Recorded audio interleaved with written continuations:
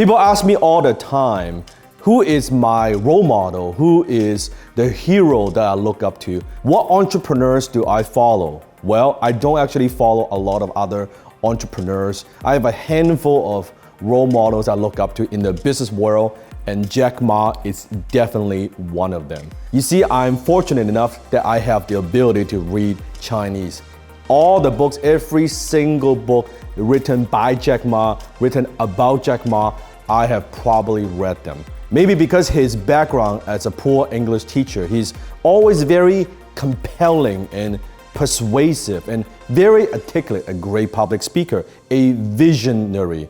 And me as a global educator, that teacher's heart I could relate. Today, we're gonna talk about Jack Ma's rules of success.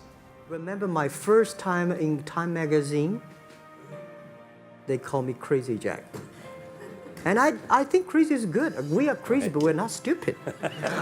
So many people I talked to at that time for Alipay, they say, this is the stupidest idea you have ever got. But I say, I don't wear the stupid or clever, as long as people use it. Now we have 800 million people using this Alipay. Well, just like when I was younger, people think I'm crazy and they think I'm brash and they think I'm a little bit out of the box. Well, when you're successful, then they call you eccentric. They call you, you were so innovative, right? It's the difference between success and failure. When you're successful, nobody cares. All your ideas, they're being validated. So I totally agree with Jack. I love what he said when he says, focus on the user. As long as you're focusing on the user, your customers, and they love it, that's all that matters. Sometimes all your competitors, all the other naysayers, they don't quite understand and they don't see your vision. I think opportunity is everywhere. Honestly, when people think about internet is the future, 10 years ago, internet was so good. When nobody believed internet was so good. Now internet is so tough because all the smart people go to internet. So you should go to the off-ground. So I think when it comes to opportunities, I do believe in that. A certain degree, I think we create our own opportunities, but also being a good entrepreneur, being a visionary, it's being able to see the opportunities before anyone else. Just like my other videos, I talk about the blue ocean. How do you create that blue ocean opportunity, identify that, and take advantage of that before anyone else? This is one of the secret sauce of Alibaba is that we have 49, almost 47% of the employees in our company are women. And if any country, any company, if you want to make your company excellent, you should have hired more women. All the business, like bad business partnerships I've ever had in the past, they're all men. The ones that are very successful, they are woman partners. So, and also I wouldn't be where I am today without my wife, Jenny. Absolutely, our company, our organization, really it's woman that has all the major buying power. In terms of like husband and wife, if I want to buy a new house, guess what? I gotta talk to the wife. I'm buying a new car, I gotta talk to the wife, right? Even though you might think, oh, maybe the husband, it's bringing in the money. Well, guess what? It's the wife that makes the buying decision. In closing, in sales, I teach all my students, sell to the wife. The husband can't move forward without the wife saying yes. Sell to the wife, and the wife says yes, it's a done deal. Because I believe one thing, when you have a cup of $2 or $3 million, that money belong to you. When you have $20 million, you have a problems about money depreciation, you should buy this stock or that stock. When you have more than $100 million, $1 billion, that money does not belong to you. It's the social responsibility. If people trust you, ask you to manage the money better. So that was the thinking. And then we decided, we say we should make an economy that is big enough with that economy, we can enable every young people, every small business, every woman, globally. They want a global buy, global sell, global deliver, global pay, and global travel with the technology we're giving. We can create 100 million jobs for the world. Today, we create 33 million jobs for China. That's very, very powerful. And I think in the beginning of my career, at first, why I started my own business is because I wanted to support my mom. Once I have enough income coming in that I'm able to support my mom, support my family, support myself, then it's about kind of living that lifestyle, right? I want that car, I want that house.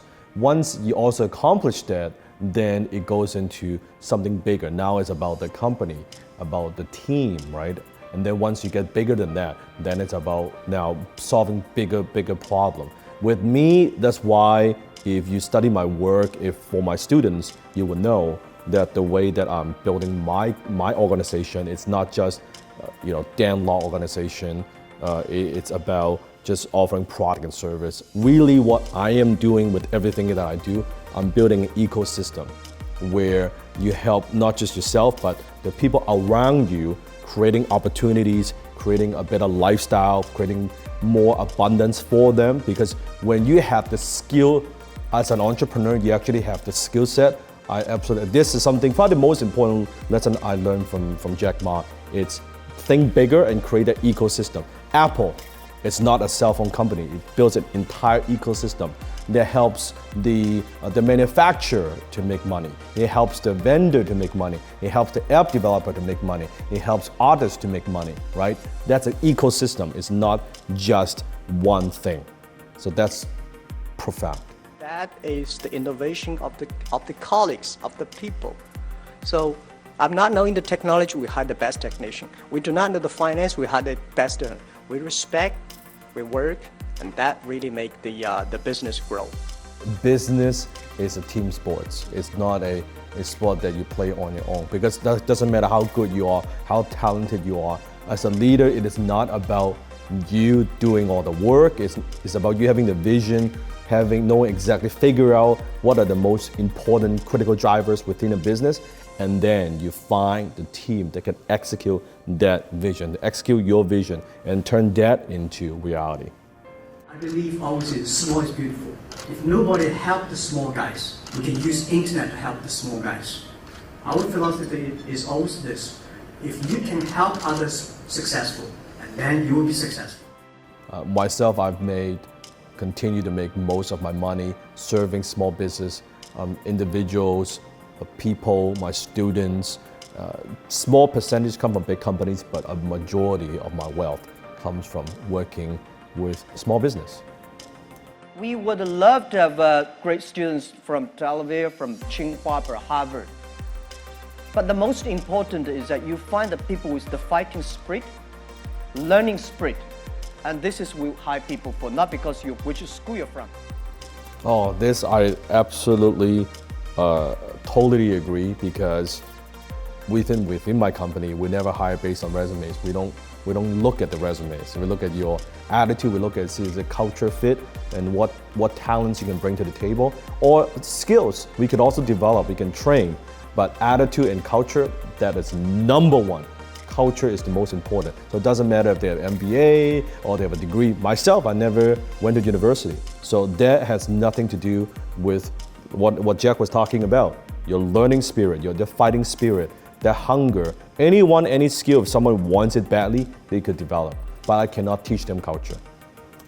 And then year 2002 and 3, 4, I spent a lot of time training our people with the value, mission, and professionalism.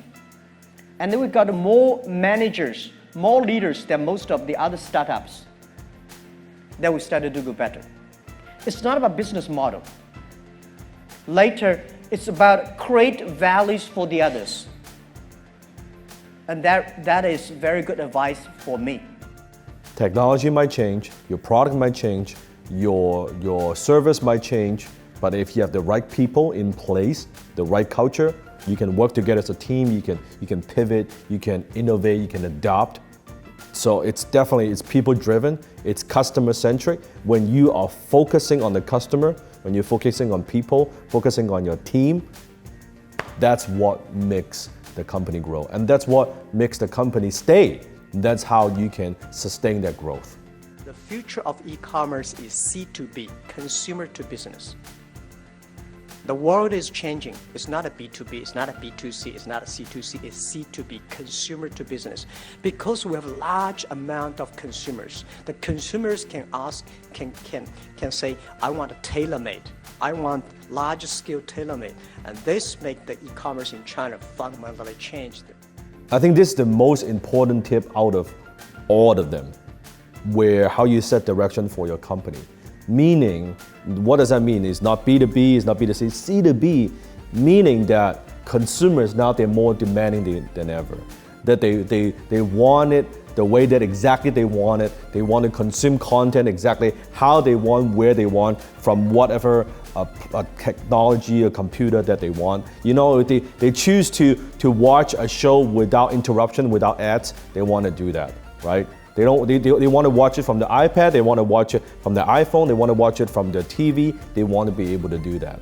That it's up to them. They want to buy and they want to consume on their own terms. Meaning companies, organizations, we need to be able to fulfill that need. If you are still going the model of, oh, you know what, this is what we have, this is what we created, and you should buy some, that model doesn't work. People want to buy on their own terms and they want to spend money on their own terms. So as a company, as your company, organization, how do you do that? Even Coca-Cola, you can see now one of the very successful campaigns that they've done, they personalize the Coca-Cola with people's name. You've seen that before, with their first name. Why? That's now the personalization. That's what's working. Even as big, as broad as Coca-Cola, you need to think about how do you custom tailor the needs of your customers. So there you go. Those are the rules of success from Jack Ma. If you want to see more of these type of videos from me, Dan Lok, comment below. I'll see what other leaders, what other entrepreneurs and I follow. You want to hear from their perspective, and you also want to hear from my perspective. Comment below and type in the entrepreneurs you want me to comment next.